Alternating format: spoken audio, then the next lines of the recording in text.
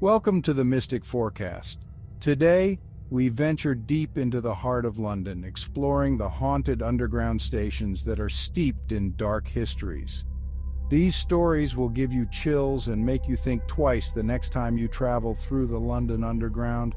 If you're fascinated by ghost stories and hidden histories, make sure to like, subscribe, and hit the bell icon for more spine-chilling content.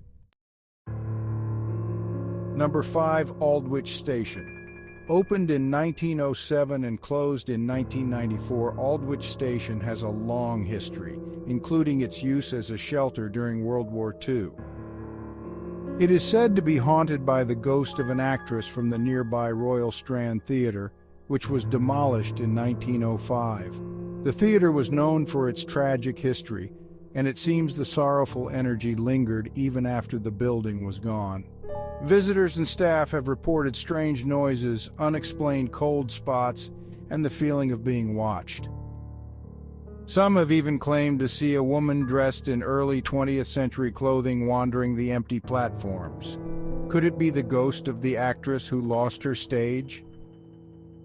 During the war, the station's tunnels also served as storage for precious artifacts from the British Museum, adding to its historical significance and eerie atmosphere. Number 4. Bank Station. Located near the Bank of England, this station is notorious for its haunted tunnels. The ghost of Sarah Whitehead, known as the Black Nun, is said to wander the tunnels searching for her brother who was executed for forgery in the 19th century.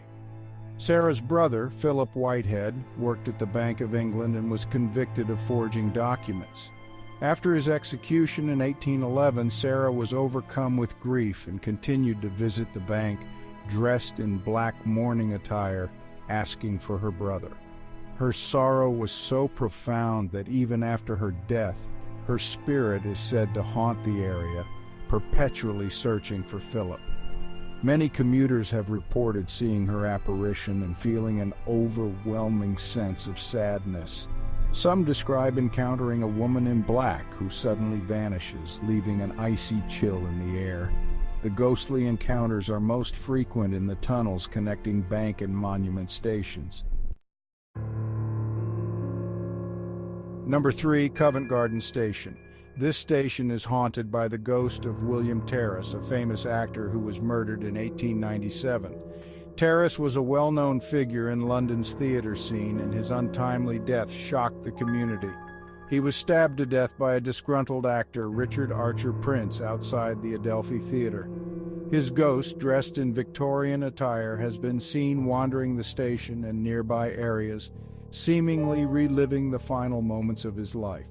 Staff and passengers have reported hearing footsteps and seeing Terriss's apparition on numerous occasions. His ghost is often described as a tall man in a frock coat and top hat, fitting the description of Terriss's stage costume. The sightings are so frequent that some staff refuse to work alone at night. Number 2. Farringdon Station. This station is said to be haunted by the ghost of Anne Naylor, a young girl murdered in the 18th century. Anne was an apprentice who met a tragic end at the hands of her employer. Her body was disposed of near the site of what is now Farringdon Station.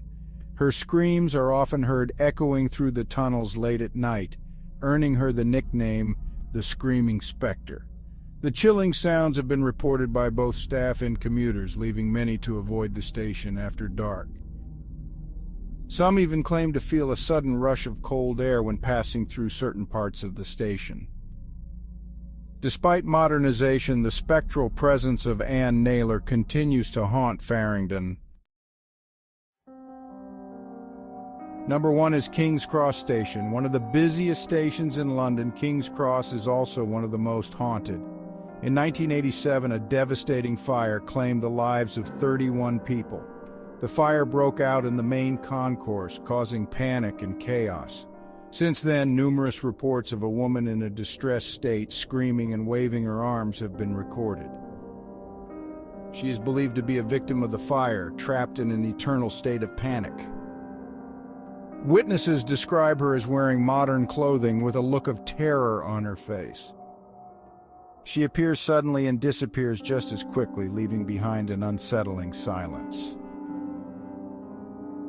The tragic events of that night have left a permanent mark on King's Cross, with many believing the spirits of the victims still linger. The London Underground is not just a transportation system, but a labyrinth of history and mystery. Many of these stations were built on or near sites of historical significance, adding layers to their haunted reputations.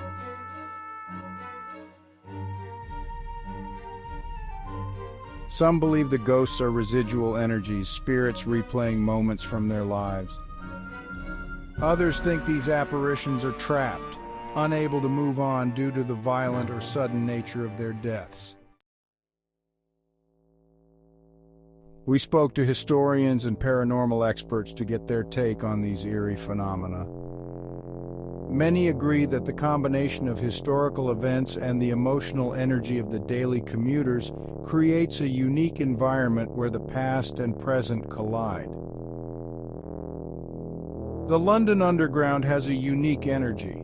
With so many people passing through every day, it's no wonder that some of that energy might manifest as hauntings. The residual hauntings, like those of Anne Naylor or William Terriss, are often linked to locations with a history of intense emotion or trauma. The underground tunnels amplify these experiences. Modern commuters and staff continue to share their encounters with these haunted stations. Stories range from hearing inexplicable footsteps to seeing full-bodied apparitions that vanish into thin air. One common theme is the feeling of being watched or a sudden drop in temperature.